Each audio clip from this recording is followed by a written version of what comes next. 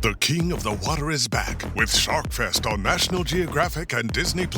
Starting Sunday, July 10th. Tune in to this 4-week event on more platforms than ever before, featuring 27 all-new premieres, including Camo Sharks, Maui Shark Mystery, and Shark Side of the Moon.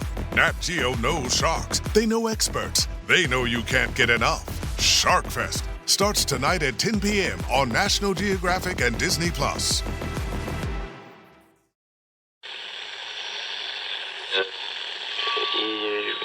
Empire.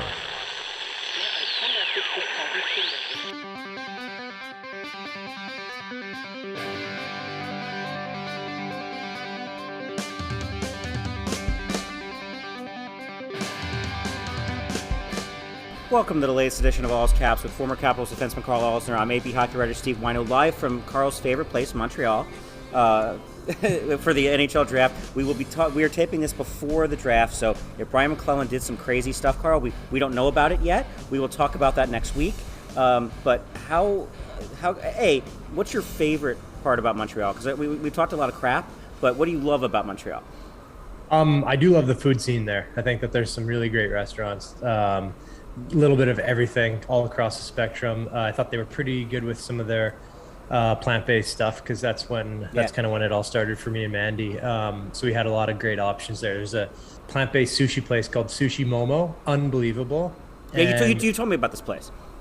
Unbelievable. Highly recommended if you want to try what sushi would be like without the fish. And then there's another place called Damas, and it is I think it's Syrian.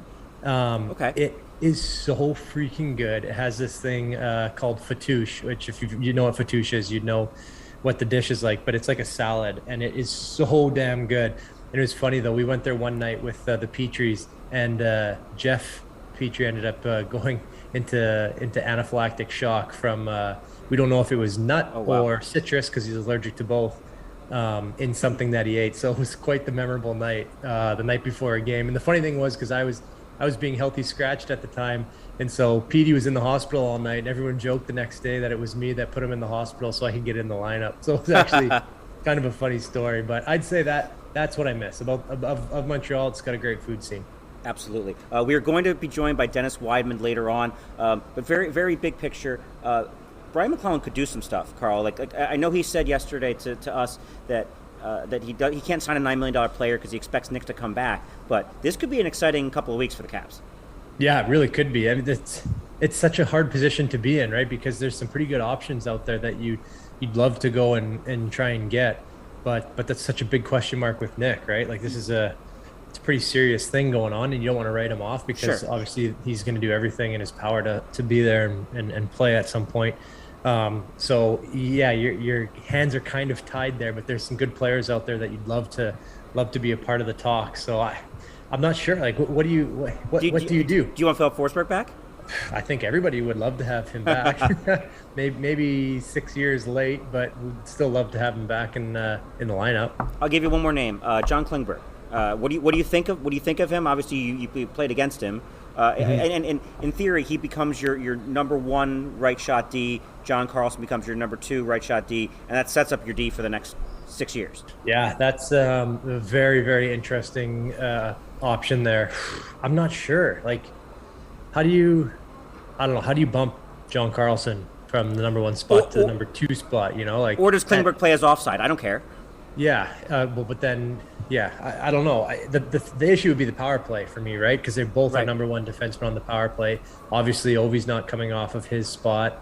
I think one of the things that makes most players good is the amount of time they get to play, right? They're on the ice a little bit longer, and you get into a groove.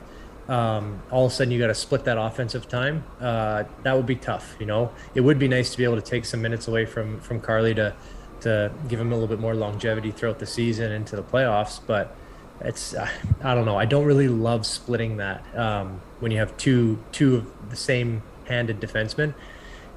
It's enticing because I like Klingberg out there. I love watching him play. He looks like he's on rails the way he walks the line. I don't know. The guy must be the most flexible guy in the league because he just walks the line so well. I don't know how he does it. So it would be really fun to play with a guy like that, I think, as a forward, because you're getting a lot more pucks coming towards the net. Yep. So I think that would be really nice, but I don't know. Is that where you want to spend the money? I'm not sure that on a number one right-handed defenseman, I don't know that's the play. But maybe it's Forsberg. Maybe it's John Gibson. Look. By the time people listen to this, the Capitals may have already acquired JT Miller and John Gibson, and then everybody can laugh as they're listening to this. I know, but if you nail it though, then everyone's like, man, that guy's smart. Well, usually everyone says, man, that guy's stupid. So every once in a while, we're going to have plenty of time for off-season talk next week after the draft, previewing free agency. Next up on All Caps, we are joined by former Capitals defenseman Dennis Wideman, and talk about his all-star trip to Ottawa when I was his personal reporter, and plenty of other fun stories and stuff going on with Dennis Wideman. We'll be right back. This episode is brought to you by State Farm. There are some monthly expenses you just can't get away from, like insurance. You might be looking at your expenses thinking you're going to have to pause on your DIY project, stop collecting vinyl, or even give up your daily coffee fix to have great insurance. Talk about a nightmare. It's a good thing State Farm knows everyone has a budget, and they have a range of options, like insuring your ride and your home with surprisingly great rates on both. With State Farm, you can also personalize your policy, so you get the coverage you need at a price that lets you keep up with your projects, add to your vinyl collection, and continue to enjoy your coffee habits. So forget about giving up what you love to have great insurance. For surprisingly great rates, like a good neighbor, State Farm is there. Call or go to statefarm.com for a quote today. The King of the Water is back with SharkFest on National Geographic and Disney Plus. Starting Sunday, July 10th, tune in to this 4-week event on more platforms than ever before, featuring 27 all-new premieres, including Camo Sharks, Maui Shark Mystery, and Shark Side of the Moon. Nat Geo knows sharks. They know experts. They know you can't get enough. SharkFest starts tonight at 10 p.m. on National Geographic and Disney Plus.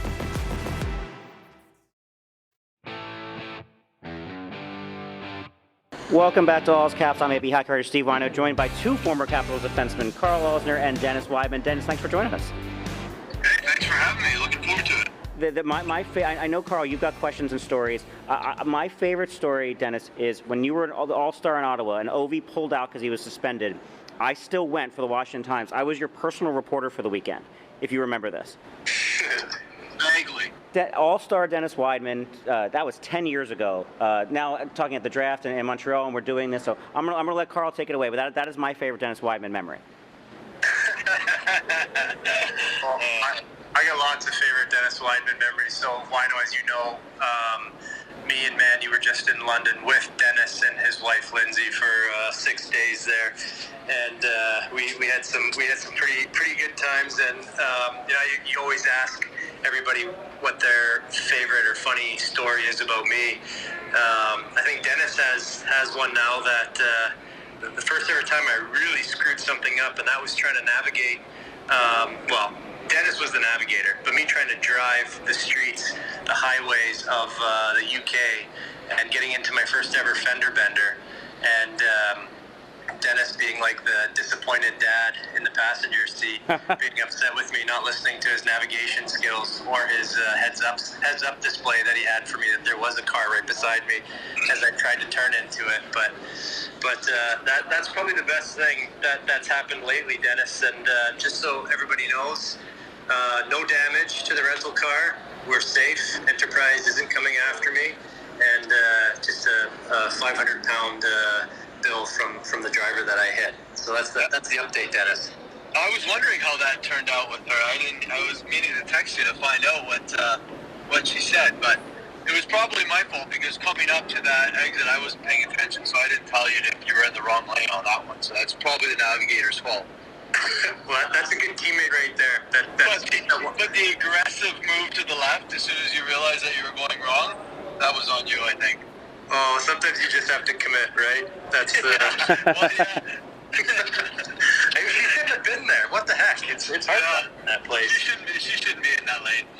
Oh, man. But anyways, let's get into it. I don't know how many people know, but you've been assistant coach in Kitchener for a little bit now. I think it's hilarious listening to you talk about your coaching style and what it's like to coach kids. Just give us a quick rundown of how you landed in that spot, and what do you think it's like, coaching teenagers and trying to get them to the next level, and some of the things you have to deal with day in, day out with those guys. Yeah, I mean, it's interesting, to say the least. How I got that job was I was actually still skating, trying to get a job and playing. And it was kind of rolling into our end of October, beginning of November kind of thing, and there wasn't really anything happening. And they had just, I think in September at some point, they had fired their D coach. And the head coach at the time was Jay McKee, who's now since moved on. He's with Hamilton now. And I played with him in St. Louis for a little bit. And he just asked me the one week, he goes, have you ever thought about coaching? And I'm like, well, yeah, I've thought of it, but he's like, do you want to coach the D? I'm like, well, I haven't had an offer yet, so sure. So that was on Thursday or something like that. The team left Friday for a weekend, Friday afternoon for a weekend road trip. And I was skating with the team full equipment on Friday, and then on Monday I was back on the ice with the team in a tracksuit coaching. So it just kind of came together that way. It was, it was good for me because it was right in my backyard, and obviously didn't have to move or anything, and just kind of, see what I thought. And I didn't go on the bench for the first 2 months or whatever. I was just kind of like eye in the sky. I didn't travel with the team. I just practiced and kind of got my bearings and kind of see what it was like, to see if it was something that I'd want to do. And I really enjoyed working with the guys. Obviously, when you're coaching junior, it's a bit different. You have your mix of guys that have the chance or potential to play pro or make the NHL, and then you have this other kind of middle group that isn't sure, hope they can play pro, but maybe it's not quite there, and then they start thinking about universities, youth sport universities here in Canada and stuff like that, so you get a mix of kind of everything. So it's interesting, and how you have to deal with kids and kind of relates to maybe what their goals are to get out of hockey. So it's definitely interesting, and kids these days are quite a bit different than what it used to be. So it's a daily battle. One of my biggest pet peeves in the world is people that are late. And if you've ever dealt with teenagers, they're never on time for anything. So that's been an ongoing battle for me since I started coaching, because it just drives me up the wall. Are you a Dale Hunter style coach? Are you a Bruce Boudreau style coach? What's your coaching style? Oh, I wouldn't say I'm Bruce. I'm a little harsher, I think, than Bruce. I'm the type of person that I just try to shoot it to you as straight as I can without going too far. I won't exactly completely tear you down, but I try to be as honest with the players as I possibly can, so that they always know, how I feel and where they stand with me. I try not to beat around the bush with them, so sometimes that comes across pretty harsh with some of these kids, and they're not used to hearing that. And other times it's, if they need a pat on the back or they need to pick me up, then I do that as well. You know what? I think it's such a hard thing to do for a lot of people, is to actually shoot it straight. Like it's easy to go back in the room and talk to the other coaches or talk to another player about it, but then to actually be the one that comes out and says it, I feel like it's almost a lost art, right? Like over the years, you saw it in the dressing room too. Like way less people are willing to say what needs to be said, and it goes so much further with a player knowing exactly, I think, where the coaches stand, because we've all been there, where you just want to know, right? Like, am I playing? Am I not playing? Why am I on this line? Why am I not on that line today? Like just give it to me straight, and then let me try and figure it out from there. And it's a lost art. And I'm curious with, we had Hendy on last week, and he was telling us a little bit about how things are going for him with some of the young players. But like, what's one of the main differences that you see with them compared to when you were coming up, or even playing in the league? Is it the level of skill a lot higher, but also like the I don't know, the mental side, is it a little bit lower, or do you feel like it's the same? What are you seeing? Yeah, I mean, the skill level and the speed of the players now is way higher. It's not even, I don't even think it's close. As you can tell, like especially with the top end guys, how many people are kind of jumping straight from junior straight to the NHL and actually having an impact. That just didn't happen very often, 20, 25 years ago or whatever, 15 years ago. Like, there was the odd guy, there's the Sidney Crosby and the Connor McDavid, but there's a lot more guys that are coming in and are top players in the league, like within a year or two of being in the league. So I think that kind of goes back to just a change in mentality right from the get-go. Like, I look at these kids that are coming up, and they have been on the ice like twice as much as I ever did as a kid during the year, and then they're skating all summer. When I was playing minor hockey, when I was 15, 14, 13 years old, my season was over, equipment went in the basement, I played baseball, and I never picked up my stick or skates again until it was training camp. That's just not the way it is now. That you can look at that a bunch of different ways. It's creating more highly skilled players, for sure. I'm sure there's a whack load of kids out there that put in all that time that never played a different sport. And maybe they were really good at that other sport, but they never knew it because they didn't play it. Maybe they could have been a Major League Baseball player. Who knows? Maybe they could have went to the Olympics. You don't know because you only have to concentrate on one sport. So that's the kind of the give and the take with it from what I see. But if you don't do that hockey in the summer, then you don't keep up and you fall behind, and then you don't make your AAA team. So it's a give and take thing where potentially we could be losing athletes for other sports that have concentrated solely on hockey because we're a hockey country. But in turn, we're making way better players. So, and then as far as your question about like the hockey sense, I guess you were probably trying to get at there. Yeah. I think there's definitely been a drive in the last, maybe 10 years or so to concentrate more on skill than it was for systems and teaching all that stuff. But maybe it's a little less. I think generally, when you watch the NHL nowadays, the mandate is on scoring goals and offense, and super exciting to watch for sure. But then at the end of the day, it's pretty defensive in the playoffs. So it definitely creates more exciting hockey with the high skill and probably the less defensive side of it. But and that's what you're trying to sell, excitement for fans, right? So it's probably a good thing.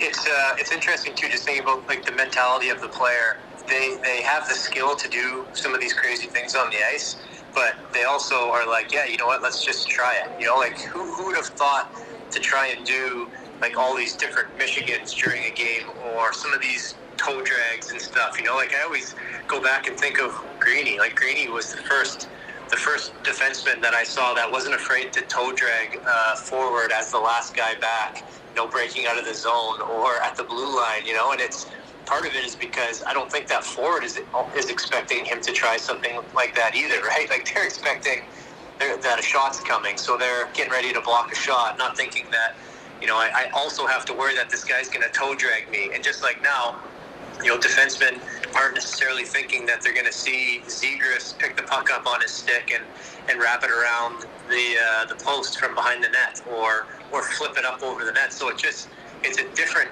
side, like a mental side of the game where they don't seem to care to make the mistakes. They're just going to try it anyways, and then they catch so many players by surprise. I mean, it would catch me by surprise if someone did that from behind the net, and I think it's the game starts to grow, a little bit more every time. At least that's my take on it. I don't know what you think, Wino, if that's what you're seeing as well. Oh, and I think there's also a cultural shift in hockey now of like young players you don't have to.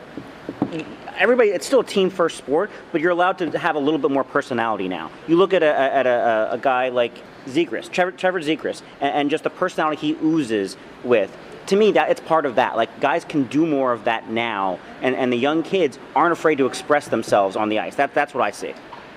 Well, I think, like, if you're talking about the Zegras thing, I'm sure there was players 15 years ago that could have done that as well, but the whole mentality of the game has changed. Right, that's what I mean. The difference is if he would have done that once 20 years ago, he never would have done it again.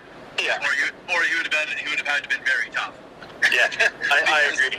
The players just wouldn't have let that happen. Right. Because they looked at it as that you were embarrassing them. So the whole view on the game has changed that way. Is it a bad thing? I don't think so. I think it's pretty cool to watch, but it's one of those things. It's like, how do you defend that play when you have a guy that's good at it? The only way to defend it is to swing your stick at him. So what are you supposed to do? Someone comes running out with the puck on their stick. The only way to really knock it off is to swing your stick at him. So you hope that nothing happens, but I don't know how else to defend that play. It's a really good play. Karl, you wanted to ask about the shootout move, right? Yeah, Speaking of these moves. Yeah, you can squash it if you want, but it's still one of the funniest plays in NHL history.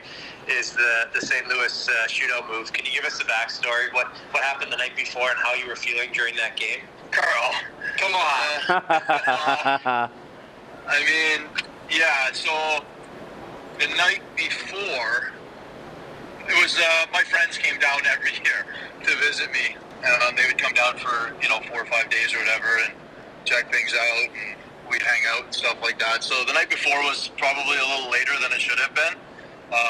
I was feeling a bit foggy in that game, and I just remember going into that game, and I wasn't playing my best, and the game was tight. It was getting close, and I'm like, then we go to overtime, and I'm like, oh God, please, no shootout, because I had gone however many times before that, and I was just like, oh man, I hope I don't have to go in the shootout. I'm just not feeling confident in my ability to stick handle today. And then sure enough, we go to the shootout, and then when we go to that shootout, the coaches are standing behind the bench, and they're talking about who's going to go, and they're writing their numbers down.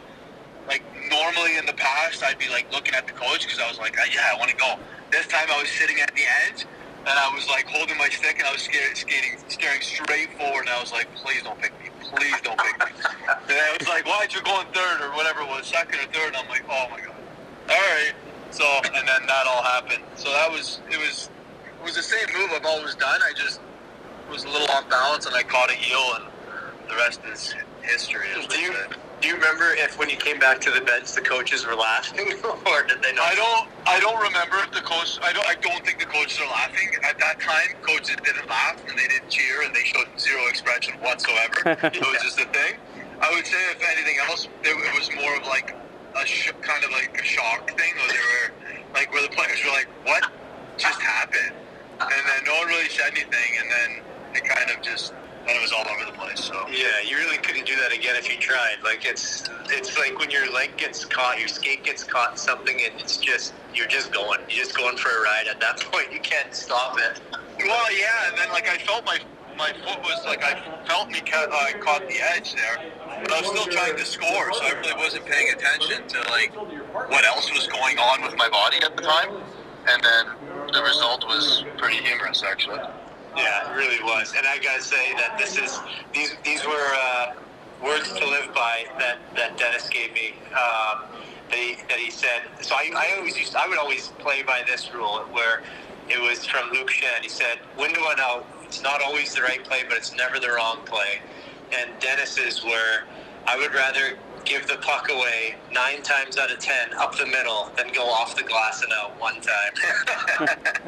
And I was so torn because there was 2 really good pieces of advice, but 2 completely opposite, and I didn't know what to do. And I continued to stick with window and out until the day I died there. So it's kind of funny, the different mentality of a player right there. Yeah, and I think that mentality was why coaches love me so much, eh? Yeah, exactly. You know what, though, and one of the things I also remember, Dennis, is you were always the stand-up guy that if you turn the puck over or a guy went around you, you would always talk after a game. Both you guys were like that. And like, it's hard to explain to guys how much we respect guys who do that. Well, I mean, it's part of the job. I think, like, I always had the thought that, I was getting paid, or it was my job to make the breakout play. Right. Now, I made a little more turnovers than Karl probably did, but and I knew that when I was coming back to the bench, I was going to hear about it. But it was still my job to go out there the next shift and do it again, but just complete it. Like I wasn't going to let a couple turnovers or a mistake change me from what I was doing, because if I stopped going up the middle or stop making the breakout passes that most others did, then I was no better than them, and then I would fall into the realm of like, well, my defense isn't as good as that guy, so I would take what got me the job out of my game. So, I had to keep that mentality. Yeah, and that's the thing too. It's like so maybe you made more, committed more turnovers, but you also made way more passes than I did. Better tape-to-tape passes through the middle to guys with speed and under control. Whereas, if you would consider an off the glass and out puck into neutral zone or to the other team's hands, that can also be considered a turnover. So it just depends on, like you said, what you're being paid to do. So it will always stick with me, and I'll definitely continue to repeat that to people because I think it's so friggin' funny. I found it boring too. Wasn't it boring, Karl, just to rip it off the glass? Isn't that boring? You know what? Wouldn't you want to throw a sauce up the middle right on someone's tape that that they just got the highlights? Have you ever seen a highlight of someone ripping it off the glass? No, but the funny thing is that I can honestly say that one of the top 3 plays, probably top 5 plays I made my entire career was a breakout pass. That's how rare it was for me to make something like so. Oh, come on, Karl. You made a couple plays. No, I still remember it. Second period in Edmonton, coming around the net, a little fake wide sauce pass over the stick, tight little backstrom sauce, right on the tape for a breakout, and I went to the bench right after that and just looked at the next guy. I'm like, holy crap, did you see that pass I just made? It's fun, eh? It's very fun, yeah. But the excitement that I'd have every, the second before someone came to check me and I'd go off the glass and out was enough excitement for me. So I lived off of that. Speaking of excitement, let's take a break, and then, Karl, do you have your stupid questions ready for Dennis? Yeah, I got some stupid ones for him. Great. So Dennis Wideman will be the latest victim of Karl's stupid questions. Guys, are you looking for that extra confidence when it's time to have fun? Let me tell you about BlueChew.com. BlueChew is a unique online service that delivers the same active ingredients as Viagra and Cialis, but in chewable form and at a fraction of the cost. Blue Chew's tablets help men combat all forms of ED. Blue Chew is also an online prescription service, so no visits to the doctor's office, no awkward conversations, and no waiting in line at the pharmacy. And it ships right to your door in a discreet package. The process is simple. Sign up at BlueChew.com, consult with one of their licensed medical providers, and once you're approved, you'll receive your prescription within days. And the best part, all done online. Blue Chew's tablets, made in the United States, and they prepare and ship direct, so it's cheaper than a pharmacy. And here's a special deal for our listeners. Try Blue Chew free when you use promo code CAPS at checkout. Just pay $5 shipping. That's BlueChew.com, promo code CAPS, C-A-P-S, to receive your first month free. Welcome back to All's Caps with former Capitals defenseman Karl Alzner and Dennis Wideman. I'm AP hockey writer Steve Wino. And now for Karl's favorite portion of the show, Karl's Stupid Questions. Yes, this is my favorite portion, especially with Wides here. Just so you know, like I said, we had Hendy on last time, and he scored pretty damn high. And there's a score? Yeah, there's a made-up score at the end. And who's doing the scoring? You? It's Karl. Yes, I have a formula in my head that I like to use, and it's all based off of how much I want to piss you off and how much I like your answers. Oh God, here we go. So good. All right, so I asked Dennis a couple questions already when we were in London, so I had to change things up a bit. But we're gonna start off here. What to you is the best thing about being retired? Is it not having to work out, not having to bag skate, getting to have a little extra fun on the weekends, golf? What is it? Best thing about being retired, not practicing. Yes. It's an Allen Iverson guy. Like literally everything that involves practice. Not a game. Practice. Just practice. Yeah, and you were the one that said that you didn't like my idea for skipping morning skates too. That's for a guy that doesn't like practice. That's interesting one. We'll have to get back into that conversation. Yeah, but morning skate isn't a practice, Karl. That's just like buzzing around, throwing some sauce passes, shooting the puck, getting a little sweat on. Practice is the day before. I'm all for getting ready to practice the day before, and then we'll just do morning skate. All right, okay. The conversation continues.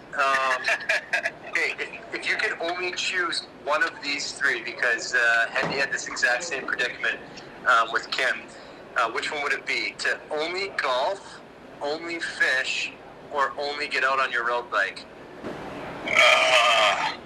Only golf, only fish, or only get on your road bike?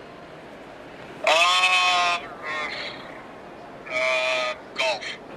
Yes, I thought you might go towards fishing on that one, but... Well, yeah. You didn't think I was going to pick my road bike? Yeah, you know what? I thought it was too much like practice. Well, you know what? I enjoy road biking, but it's not as long as fishing and golf. Yeah, this is true. I'm going to go with the longer one. So probably golf, just because, solely because I still really enjoy competition. I'm still really, really competitive. So when I get on the golf course, I can still, like, go against people and play games and stuff. Fishing isn't nearly as competitive, so I still need that competitive edge. All right, fair enough. Which one of you guys is a better golfer? Dennis. No hesitation there. No hesitation. But when it was funny, when we were in Scotland playing a few years back, we had this match. It was me and Dennis versus his father-in-law and his father-in-law's buddy. And like I'm not a great golfer. Like I'm probably a 11 or 12 handicap. Dennis, what were you were playing at like a 1 while we were on that trip, or what were you playing at? I think I was playing at a 3 on that trip. At a 3, yeah. So we had this match going, and you're supposed to use, I think it was best ball, right? So I don't know what was happening, but it was the best round I ever had in my entire life. And I think if we would have, we don't know for sure, but I probably would end up shooting like a 79 or something like that. And I was like, wow, this is good. I just carried our team. And then we were playing 2 rounds that day, and I followed that up with a 95 and lost us the match. So you got waxed by the oldest guy on the trip. Yes, I did. He absolutely smoked me. But Karl, you sell yourself a little bit short because you don't play ever, and you came out on that golf trip and played like really well. You just couldn't drive the ball. If you could ever drive the ball, to go with how well you hit your irons, you would have been pretty good. Like, you're hitting those irons really well. I still remember that one shot. He had a 6-iron from like just over 200 yards and stuffed it to like 4 feet in that match. And I'm like, what the hell? This guy's like, come on. He was just striping these irons. And I was like, man, if you played it all, you'd be pretty good. So don't sell yourself too short. We can always count on Father Dennis to make you feel good. Thank you, Denny. All right, moving on. Next question. What do you think the best hockey jersey is of all time? Detroit Red Wings. Ooh, that's a good one. Yes, just simple. I love their uniforms are awesome. The red and the white, it's good. Do you like the little stripe down the pants? It's awesome. Majority red or majority white? What do you mean? Their jerseys, their home ones or their red ones? Yeah, I don't even know what home and away is anymore. Is it still red? I like their white jerseys the best. Do you like that they have the captain and assistants on the other side? No, I don't particularly like I hate that. But, yeah, I'm not a fan of it, but the way the wing is, you can't change it, Yeah, that's true. Well, we'll probably have the home whites debate at some point, but like I think from now on, you're not going to be able to put the CA over there because they're putting the ads on the jerseys now. Oh, yeah, that's a good point. So they might be in one. Yeah. So they're going to ruin the Red Wings jerseys with the ads, eh? All of them, yeah. Armband, like soccer. That's tough. All right. I'm very curious about this one. Would you rather have perfect hair, like unbelievable conditioning, like on your road bike, or have the best memory, remember everything? Cool. Okay, so you're cut out of diamond, you have great hair, and you can be fat, or you can remember everything. Yeah. Well, you can't be cut out of diamond because, wait, so if you're in the best shape ever, do you have to like work hard to be in the best shape ever, or can you eat and do whatever you want but you're still ripped?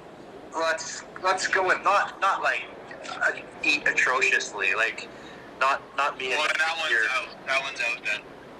Okay, that one's out. So it's either hair or remember everything? Yeah. If you remembered everything, though, you'd be a lot of fun telling stories and stuff. Yes. But there's probably a lot of stuff that I want to forget, though, too. So I'll go with hair. Yes. I love it. Oh, I'm so happy you picked that, too. This is an interesting question. I've tweaked it a little bit because I think it makes it more enticing. Okay, good. Would you rather play 5 years in the league and win 2 Stanley Cups, making $1.5 million a year, or 15 years in the league, no cups, making $4 million a year? 5 years, $1 million a year, 2 Stanley Cups, or 10 years, no cups. 15 years. 15 years, no cups, $4 million a year. So it's essentially the same question as you asked before. Well, would you rather have to work after you're done and have 2 Stanley Cups, or be comfortable and be able to do whatever you want? That's your question, right? Yeah, pretty much. 2A. Are they back to back? Sure. Did I win a Conn Smythe? If you win a Conn Smythe, you'd probably play more than 5 years. Well, that's true. So I'm just a bench warmer, watching everybody else play, and then I got a cup. Your name's on the cup twice. Yeah. I was just like there, but not really that involved. Well, you were a solid third line player. Let's say that. Just grinding away. Grinding away.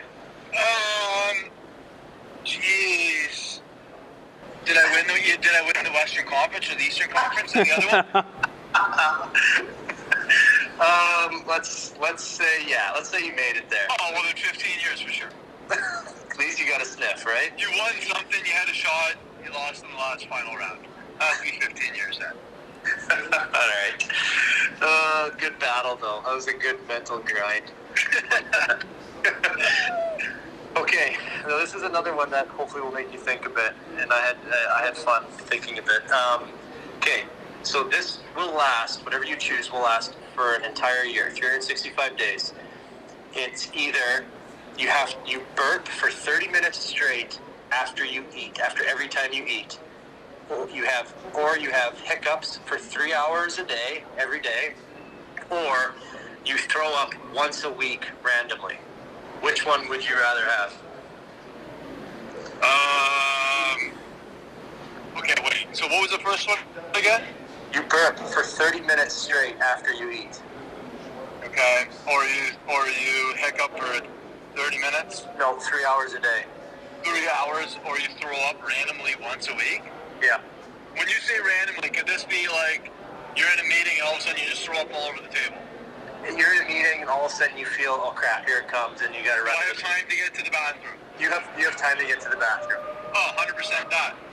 Really? Oh, I hate throwing up, man. That would be my last. Whatever. That was like when you're a teenager and you threw up once a week every Saturday night. Maybe you did, because you can't right, handle alcohol. Yeah, that's what it was, yeah. Exactly. That for sure. If you can just go and do a quick little throw up, that's not that big of a deal. All right, fair. There's your answer right there. Next time you ask that question, it has to be uncontrollable. You don't have time to get to the bathroom. You could be in a business meeting or something, and you throw up all over the room. All over yourself. Because like 3 hours of hiccups, that is painful. Yeah. A quick throw up isn't that bad. Yeah, I guess if you don't mind throwing up. I just hate throwing up, so I'll tweak it for you. I'll change it a little bit for next one. Yeah, next person you ask is uncontrollable. Never know what's going to happen. Boom. Boom. Throw up in your lap. Yeah. There you go. Yeah. Let me just do a quick tally here. No practicing was a good answer. Golf, I agreed with that one. Red Wings is definitely up there. Perfect hair was the answer I was looking for. The debate for the Cups one was nice. And the throw up, I'm not sure about that. All right. Well, it's just because you don't like throwing up. I know, but hey, these aren't your answers, Karl. I make the rules. This is my game. That's going to give you 225.5 points. 225.5 points, which puts you 0.5 points behind Matt Hendricks. Oh, how convenient. Unfortunately, it was just the way that. Just because I picked up throw up, I'd love to see this algorithm. It's just the way the algorithm works. It had nothing to do with Andy or anything. But congrats on your score. You're still in like the top 7, so you should be very proud. I am. You know what? Do I get a medal or a trophy or something in the mail or what? You'll get a picture of my list at some point that we can frame for you. Nice. I'll hang that up in my bar. Yes, good idea. I love the parting gift for that. That's really nice. I appreciate that. Thanks, Eddie. Dennis, thanks for joining us on All's Caps. All right, thanks. I'll come back anytime. Everybody else, thanks for listening, and Karl and I will be back early next week to talk about Caps and free agency.